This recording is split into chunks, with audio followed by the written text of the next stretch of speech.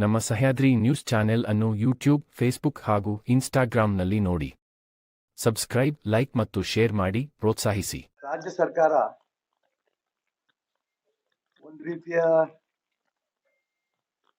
ಹಿಂದೂಗಳಿಗೆ ಅಲಕ್ಷ್ಯ ಮಾಡೋದ್ರ ಜೊತೆಗೆ ಗೋಹಂತಕರಿಗೆ ಬೆಂಬಲ ಕೊಡ್ತಾ ಇತ್ತು. ಭಾರತಿ ಕ್ರೆಡಿಟ್ ಕೋ-ಆಪರೇಟಿವ್ ಸೊಸೈಟಿಯ ನಿರ್ದೇಶಕರ ಚುನಾವಣೆಗೆ ಸ್ಪರ್ಧಿಸುತ್ತಿದ್ದು, ಸೊಸೈಟಿಯ ಸರ್ವತೋಮುಖ ಅಭಿವೃದ್ಧಿಗೆ ಶ್ರಮಿಸಲು ಶಿವಕುಮಾರ್ ಸಿ ಮೀಸಲು. ಕ್ರಮ ಸಂಖ್ಯೆ 35. ಹೂಕೋಸು ಚಿಹ್ನೆಗೆ ಮತ ನೀಡಿ. ಒಂದು ರೀತಿಯ ಗೂಂಡಾಗಿರಿ ಮಾಡಂತ ಕೊಲೆಗಡಕರಿಗೆ, ಗೋಹಂತಕರಿಗೆ ಕುಮ್ಮಕ್ ಸಿಕ್ತು. ರಾಜ್ಯ ಸರ್ಕಾರ ನಮ್ಮ ಜೊತೆಗಿದೆ, ಏನ್ ಬೇಕಾದ್ರೂ ಮಾಡಬಹುದು ಅಂತ. ಆ ದಿಕ್ಕಲ್ಲಿ ಬೆಂಗಳೂರಿನ ಚಾಮರಾಜಪೇಟೆಯ ಕರ್ಣ ಅನ್ನೋರ ಮನೆಯಲ್ಲಿ 3 ಗೋಮಾತೆಗಳ ಕೆಚ್ಚಲನ್ನ ಕಟ್ ಮಾಡಿದ್ರು. ಕತ್ತಿಯಿಂದ ಕಾಲಿಗೆಲ್ಲ ಹೊಡೆದಿದ್ದಾರೆ. ಇದೊಂದು ರಾಕ್ಷಸಿ ಕೃತ್ಯ.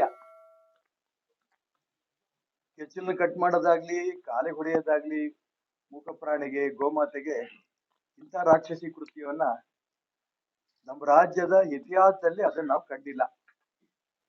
ರಾಜ್ಯ ಸರ್ಕಾರ ಯಾವನೊಬ್ಬನ ಹಿಡ್ಕೊಂಡ್ಬಂದು ನಜರು ಅನ್ನೋನ್ನ ಇವನ್ ಕುಡಿದು ಹೊಡೆದಿದ್ದಾನೆ ಅನ್ನಂತ ಮಾತನ್ನ ಪೊಲೀಸ್ನವ್ರ ಮುಖಾಂತರ ಹೇಳಿದ್ರು. ಅದಾದ ನಂತರ ಅವನು ಹುಚ್ಚ ಅಂತ ಹೇಳಿದ್ರು.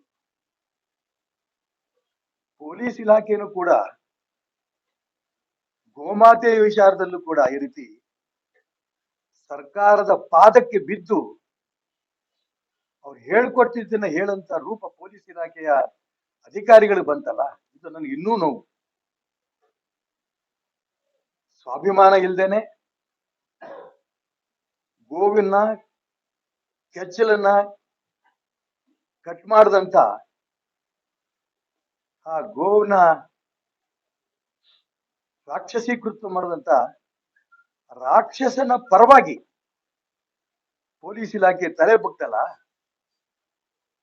ಸ್ವಾಭಿಮಾನವನ್ನು ಬಿಟ್ಟು ತಾಯಿ ಗೋಮಾತೆಗೂ ಕೂಡ ಅಪಮಾನ ಮಾಡಿ, ಇಡೀ ಕರ್ನಾಟಕ ರಾಜ್ಯದ ಎಲ್ಲ ಹಿಂದೂಗಳಿಗೂ ಅಪಮಾನ ಮಾಡಿ, ಪೊಲೀಸ್ ಇಲಾಖೆ ತಮ್ದು ಯಾವುದೋ ಒಂದು ಪ್ರಮೋಷನ್ ನೋಡಿ ಅಥವಾ ಪೊಲೀಸ್ ಇಲಾಖೆ ತಮ್ಗೆ ಒಳ್ಳೇದಾಗ್ಬೇಕು ಅನ್ನೋದು ಒಂದೇ ಕಾರಣಕ್ಕೆ ಇಷ್ಟು ಸುಳ್ಳನ್ನು ಹೇಳ್ತಂತ ವ್ಯವಸ್ಥೆ ಆಗಿದೆಯಲ್ಲ, ಇದು ಪೊಲೀಸ್ ಇಲಾಖೆಗೆ ಅಪಮಾನ, ಕರ್ನಾಟಕ ರಾಜ್ಯಕ್ಕೆ ಅಪಮಾನ. ಇದ್ರೆ ಬೆಳಗಿನ ಜಾವ 3 ಗಂಟೆಗೆ ಹೋಗಿ ಆ ಕರ್ಣ ಅವ್ರ ಮನೆಯಲ್ಲಿ 3 ಹಸುಗಳನ್ನ ಕೆಚ್ಚಲನ್ನ ಕಟ್ ಮಾಡಂತ ಬುದ್ಧಿಯಲ್ಲಿಂದ ಬಂತವನಿಗೆ? ಅವನು ಕುಡಿದು ಹೋಗೋದಕ್ಕೆ ಬೆಳಿಗ್ಗೆನೆ ಕುಡಿದು ಹೋಗಿ ಯಾವ ಬಾರ್ ತೆಗೆದಿತ್ತು?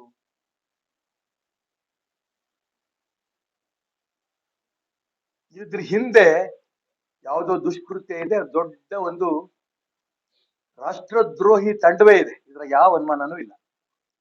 ಈ ರಾಜ್ಯ ಸರ್ಕಾರವೇ ಖಂಡಿತ ಉಳಿಯತ್ತೆ ಅಂತ ನಂಬಿಕೆ ನನಗಂತೂ ಇಲ್ಲ. ಈ ಗೋಮಾತೆಗಾಗಿರಂತ ರಾಕ್ಷಸಿ ಕೃತ್ಯದ ನೋವನ್ನ ಆ ಪೊಲೀಸ್ ಇಲಾಖೆಯ ಕುಟುಂಬದವರು ಕೂಡ ಅನುಭವಿಸ್ತಾರೆ. ಇದರಲ್ಲಿ ಯಾವ ಅನುಮಾನನೂ ಇಲ್ಲ. ಆ ಪೊಲೀಸ್ ಅಧಿಕಾರಿಗಳು ಹೋಗಿ ಅವ್ರ ತಾಯಿಗೋ, ಅವ್ರ ಹೆಂಡತಿಗೋ, ಮಗಳಿಗೋ ಕೇಳಿ, ನಾನು ಪೊಲೀಸ್ IPS ಅಧಿಕಾರಿ ಆಗಿದ್ದೇನೆ, ಪೊಲೀಸ್ ಒಳ್ಳೊಳ್ಳೆ ಅಧಿಕಾರಿ ಆಗಿದ್ದಾನೆ, ನಾನು ಸರ್ಕಾರದ ಪರವಾಗಿ ಈ ರೀತಿ ಗೋಮಾತೆಯ ಕೆಚ್ಚಲನ್ನ ಕಡ್ದಂತ ವ್ಯಕ್ತಿಯ ಪರವಾಗಿ ಸುಳ್ಳು ಹೇಳಿಕೆಗಳನ್ನ ಕೊಟ್ಬಿಟ್ಟಿದ್ದೀನಿ ಅನ್ನಂತದ್ದು ಹೇಳ್ಕೊಂಡಿದ್ದಾರೆ ಅಂತ ಹೇಳಿದಾರಲ್ಲ, ಅವ್ರ ಹೆಂಡತಿಗೋ, ಅವ್ರ ತಾಯಿಗೋ, ಮಗಳ ಹತ್ರ ಮಾತಾಡಿ ಇವ್ರು ಮಾಡಿದ್ ಸರಿನಾ ಅಂತ. ಇದೇನಾದ್ರೂ ಕೂಡ ಈ ರೀತಿ ಮುಸಲ್ಮಾನರದ್ದು ಯಾವ್ದಾರೋ ಒಂದು ಕಾರ್ಯಕ್ಕೆ ಅಕಸ್ಮಾತ್ ಆಗಿದ್ದಿದ್ರೆ ಇಡೀ ಕಾಂಗ್ರೆಸ್ನವ್ರು ಬೊಬ್ಬೆ ಹಾಕೋರು, ಇಡೀ ರಾಜ್ಯದ ಕಾಂಗ್ರೆಸ್ನವ್ರು ಎಲ್ಲಾ ನಾಯಕರು ಕೂಡ. ಇಡೀ ರಾಜ್ಯದಲ್ಲಿ ಮುಸಲ್ಮಾನರು ಬೆಂಕಿ ಹಚ್ಬಿಡೋರು. ನಾನು ಅದಕ್ಕೋಸ್ಕರ ಮಾನ್ಯ ಮುಖ್ಯಮಂತ್ರಿಗಳು ಹೇಳ್ತೇನೆ, ಗೋಮಾತೆಯ ಶಾಪಕ್ಕೆ ನೀವು ಬಲಿಯಾಗೋಕ್ಕಿಂತ ಮುಂಚೆ ಯಾವ ದುಷ್ಟ ಶಕ್ತಿಗಳು ಈ ಕೆಲಸ ಮಾಡಿದೆ, ಯಾವ ರಾಷ್ಟ್ರದ್ರೋಹಿ ಶಕ್ತಿಗಳು ಈ ಕೆಲಸ ಮಾಡಿದೆ, ಯಾವ ಮತಾಂಧರು ಈ ಕೆಲಸ ಮಾಡಿದ್ದಾರೆ, ಆ ಗುಂಪನ್ನ ಯಾವುದು ಅನ್ನೋದನ್ನ ನೀವು ತಕ್ಷಣ ಗುರುತಿಸಿ ಅವ್ರ ಬಗ್ಗೆ ಆಕ್ಷನ್ ತಗೋಬೇಕು. ಯಾವನೋ ಒಬ್ಬನ ಬಿಹಾರದಿಂದ ಬಂದಿರೋನ ಒಬ್ಬನ ಇಟ್ಕೊಂಡು ಅವನ್ ಕುಡುಕ ಹುಚ್ಚ ಅಂತ ಅನ್ಕೊಂಡು ಅವ್ರನ್ನ ಅರೆಸ್ಟ್ ಮಾಡಿ ಅವನಿಂದ ಯಾವುದು ಬಹಿರಂಗ ಆಗ್ತಾ ಇಲ್ಲ. ಏನ್ ಹೇಳ್ತಾನೆ ಅವನು? ಮುಂಚೆನೆ ಹೇಳ್ಕೊಟ್ಟಿದ್ದಾರೆ, ಈ ಬದುಕು ಮಾಡು, ಪೊಲೀಸ್ನವ್ರಿಗೆ ಹೇಳ್ಬೇಡ ಅಂತ ಮುಂಚೆನೆ ಹೇಳ್ಕೊಟ್ಬೇಕಾರೆ ಏನ್ ಹೇಳ್ತಾನೆ ಅವನು? ತನಿಖೆಗೆ ಸಹಕಾರ ನೀಡುತ್ತಿಲ್ಲ, ಇದು ಪೊಲೀಸ್ ಇಲಾಖೆ ವರದಿ ಪ್ರತಿದಿನ ಬರುತ್ತೆ. ಏನ್ ಸಹಕಾರ ಕೊಡ್ತಾನೆ? ಈ ಎಚ್ಚರಿಕೆಯನ್ನು ಕೂಡ ಕೊಡ್ತೇನೆ. ಇಮ್ಮಿಡಿಯೇಟ್ ಆಗಿ ಯಾರು ಆ ರಾಷ್ಟ್ರದ್ರೋಹಿಗಳಿದ್ದಾರೆ ಅವ್ರನ್ನ, ಆ ಗುಂಪನ್ನ ಹುಡುಕಿ ತೆಗೆದು ಅವ್ರ ಬಗ್ಗೆ ಬಂಧಿಸಿ ಅವ್ರ ಬಗ್ಗೆ ಆಕ್ಷನ್ ತಗೋಬೇಕು. ಇದು ನನ್ನ ಒತ್ತಾಯ. ಅನ್ವರ್ ಅಂಡ್ ಕೋ ಸಾವರ್ಕರ್ ನಗರದಲ್ಲಿ ಇದ್ದಾರೆ. ಅದ್ರ ಮಾಲೀಕರಿಗೆ ಕಾರ್ಪೊರೇಷನ್ ಇಂದನೇ ಒಂದು ನೋಟಿಸ್ ಕೊಟ್ಟಿದ್ದಾರೆ. ಮೊಹಮ್ಮದ್ ಅಸ್ಲಂ ಅಲಿಯಾಸ್ ಜಿ ಅಸ್ಲಂ ಪಾಷಾ ಅಬ್ದುಲ್ ಗಫಾರ್ ಮಂಜಿಲ್, ಓಲ್ಡ್ ಬಾರ್ ಲೈನ್ ರಸ್ತೆ, ಶಿವಮೊಗ್ಗ. ಇವರ ಪತ್ರ. ಇವ್ರು ಬರೆದ್ರೆ ಯಾವತ್ತು ನೋಡಿ, ದಯವಿಟ್ಟು ನೋಡಿ. ಇದನ್ನ 4/11 ಇವರು ಅವ್ರಿಗೆ ಆಕ್ಷನ್ ತಗೊಂಡಕ್ಕೆ ಯೋಚನೆ ಮಾಡಿರೋದು ಯಾವಾಗ? 3/1 ಅಂದ್ರೆ 2 ತಿಂಗಳು ದನ ಕಾಯ್ತಾ ಇದ್ರೆ ಕಾರ್ಪೊರೇಷನ್ ಅವರು. ಸ್ಪಷ್ಟವಾಗಿ ಹೇಳಿದಾನೆ, ಸದರಿ ಶೆಡ್ ನಲ್ಲಿ ಇಲ್ಲಿ ಮುಖ್ಯ ನೋಡಿ, ದನ ಮತ್ತು ಕುರಿ ಇತರೆ ಪ್ರಾಣಿಗಳ ಚರ್ಮದ ಮಂಡಿ ವ್ಯವಹಾರವನ್ನು ನಡೆಸುತ್ತಿದ್ದು, ಇದರಿಂದ ಸದರಿ ಪ್ರದೇಶದ ಸುತ್ತಮುತ್ತಲು ಕೆಟ್ಟದಾದ ದುರ್ವಾಸನೆ, ಸದರಿ ಜಾಗದಲ್ಲಿ ಸಾರ್ವಜನಿಕರು ಓಡಾಡಲು ಮತ್ತು ವಾಸವಾಗಿರುವಂತಹ ಸಾರ್ವಜನಿಕರಿಗೆ ತೀವ್ರ ತೊಂದರೆ ಆಗುತ್ತಿದೆ. ಇದು ಪಾಪ ಒಬ್ಬ ಮುಸ್ಲಿಂ ಏನು ಉತ್ತರ ಕೊಡ್ಬೇಕು? ಅವ್ನು ಕಂಪ್ಲೇಂಟ್ ಕೊಟ್ಟಿಯಾನೆ, ಅವ್ನಿಗೆ ವಾಸನೆ ಬರುತ್ತೆ ಅಂತ ಕೊಟ್ಟಿಯಾನೆ. ಧರ್ಮದ ಗೋವಿನ ಚರ್ಮ ಮಾರಾಟ ಮಾಡಿದ್ದು ಅವನಿಗೆ ಪಾಪ ಬೇಸರ ಇಲ್ಲ, ಬಿಡಿ, ಅವ್ನ್ ಕಂಪ್ಲೇಂಟ್ ಕೊಟ್ಟಿದ್ದಾನೆ. ಅವ್ನ್ ಕಂಪ್ಲೇಂಟ್ ಕೊಟ್ಟು 2 ತಿಂಗಳಾದ್ರೂ ಕೂಡ ಕಾರ್ಪೊರೇಷನ್ ಇವ್ರು ನಿದ್ದೆ ಮಾಡ್ತಿದ್ಯಾ? ಆಶ್ಚರ್ಯ ಆಯ್ತು. ನಾನು ಬೆಳಗ್ಗೆ ಕಾರ್ಪೊರೇಷನ್ ಅಧಿಕಾರಿಗಳು ಫೋನ್ ಮಾಡಿದೆ. ಅವ್ರು ಹೇಳ್ತಾರೆ, ಸರ್ ಇನ್ನೊಂದು 2ನೇ ನೋಟಿಸ್ ಕೊಡ್ತೀವಿ ಅಂತ. 100 ನೋಟಿಸ್ ಕೊಡಿ ಎಂದೆ. ಇಮ್ಮಿಡಿಯೇಟ್ ಆಗಿ ಅವನ ಪರವಾನಗಿ ನೀನು ರದ್ದು ಮಾಡ್ಲಿಲ್ಲ ಅಂದ್ರೆ ಮುಂದಿನ ಕ್ರಮ ತಗೋಬೇಕಾಗತ್ತೆ ಅಂತ ಎಚ್ಚರಿಕೆಯನ್ನು ಕೂಡ ನಾನು ಅವ್ರಿಗೆ ಕೊಟ್ಟಿದ್ದೆ. ಮತ್ತೆ ಅಲ್ಲಿಂದ ಶೆಡ್ ಖಾಲಿ ಮಾಡಿಸ್ಬೇಕು. ಇಲ್ಲಿಂದ ನಾವೇ ಹೋಗಿ ಆ ಶೆಡ್ ಅನ್ನು ಕಿತ್ತಾಕ್ಬೇಕಾಗುತ್ತೆ. ಕಾರ್ಪೊರೇಷನ್ ಅಧಿಕಾರಿಗಳು ಹಾಗೆ ಇದ್ದಾರೆ, ಪೊಲೀಸ್ ಅಧಿಕಾರಿಗಳು ಹಾಗೆ ಇದ್ದಾರೆ.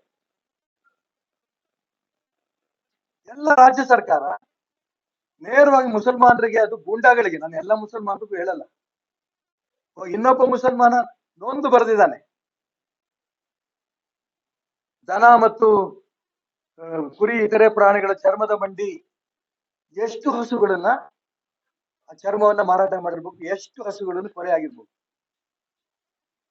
ಎಷ್ಟು ವರ್ಷದಿಂದ ಇದಕ್ಕೆ ಲೈಸೆನ್ಸ್ ಕೊಟ್ಟಿದ್ದಾರೆ. ರದ್ದು ಮಾಡ್ಲಿಲ್ಲ ಅಂತಂದ್ರೆ ನಾವೇ ಹೋಗಿ ಅಲ್ಲಿ ನಮ್ಮ ಕೆಲಸ ಮಾಡ್ತೀವಿ. ಸಾಧು ಸಂತರ ಬಗ್ಗೆ ನಮ್ ಗೌರವ. ಯಾಕೆ? ಅವ್ರ ಇಡೀ ಜೀವನವನ್ನು ಬಿಟ್ಟು ಈ ಹಿಂದೂ ಅನ್ನೋಂಥ ವಿಚಾರದಲ್ಲಿ ಧರ್ಮ ರಕ್ಷಣೆ ಮಾಡಕ್ ಹೊರಟಿದ್ದಾರೆ ಅವರೆಲ್ಲರೂ ಕೂಡ. ತುಂಬಾ ಸಂತೋಷ. ಆದ್ರೆ ಮೊನ್ನೆ ಡಿ.ಕೆ. ಶಿವಕುಮಾರ್ ಅವರು ಶೃಂಗೇರಿ ಹೋಗಿದ್ದಾರೆ. ಶೃಂಗೇರಿನಲ್ಲಿ ಅವ್ರು ಮಾತಾಡ್ತಾ ಒಂದು ಮಾತು ಹೇಳಿದ್ದಾರೆ, ಸಾಧು ಸಂತರು ಹಿಂದೂ ಧರ್ಮವನ್ನ ರಕ್ಷಣೆ ಮಾಡ್ತಿದ್ದಾರೆ, ಅವರಿಂದ ಸಂಸ್ಕಾರ ಸಿಗ್ತಾ ಇದೆ, ಸಂಸ್ಕೃತಿ ಉಳಿತಾ ಇದೆ, ಆ ಸಾಧು ಸಂತರ ಬೆಂಬಲಕ್ಕೆ ನಿಂತ್ಕೋಬೇಕು ನೀವೆಲ್ಲ ಅಂತ ಸಾರ್ವಜನಿಕರಿಗೆ ಕರೆ ಕೊಟ್ಟಿದ್ದಾರೆ. ಅವ್ರ ಹೃದಯದಲ್ಲಿದ್ದಂತ ಮಾತು. ನಾನು ಇದನ್ನ ಟೀಕೆ ಮಾಡಲ್ಲ. ಆದ್ರೆ ಸರ್ಕಾರದ್ದು ಕೆಲಸ ಇದೆಯಲ್ಲ, ಅಲ್ಲಿ ಬಂದಂತ ಭಕ್ತರಿಗೆ ನೀವು ಉಪದೇಶ ಮಾಡೋದು ಇಷ್ಟೇ ಕೆಲಸನಾ? ಗಂಟ್ಲಿಂದ ಬೇಡಿದ್ರೆ ಸಾಕ?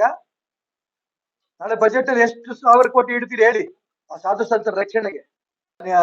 ಡಿ.ಕೆ. ಶಿವಕುಮಾರ್ ಹೇಳಿದ್ದು ನಾನು ಸ್ವಾಗತ ಮಾಡ್ತೇನೆ. ಖಂಡಿತ ಅವರು ಈ ಬಜೆಟ್ ಅಲ್ಲಿ ಒಂದಿಷ್ಟು ಹಣವನ್ನ ಮೀಸಲಿಟ್ಟು ಸಣ್ಣ ಸಣ್ಣ ಮಠಗಳು, ಎಲ್ಲಾ ಜನಾಂಗದ ಮಠಕ್ಕೂ ಅವರು ದೈವ ಭಕ್ತರು ಅನ್ನೋದಕ್ಕೆ ಮೊನ್ನೆ ತಮಿಳ್ನಾಡಿಗೆ, ಕೇರಳಕ್ಕೆ ಎಲ್ಲ ಕಡೆ ಹೋಗ್ಬಿಟ್ಟು ಬಂದಿದ್ದಾರೆ. ನಾಶ ಅನ್ನೋದು ಈ ತರದ್ದೇನೋ ಒಟ್ಟಾರೆ ಏನೋ ಮಾಡಿದ್ದಾರೆ. ದೇವ್ರ ಬಗ್ಗೆ ನಂಬಿಕೆ ಇದೆ,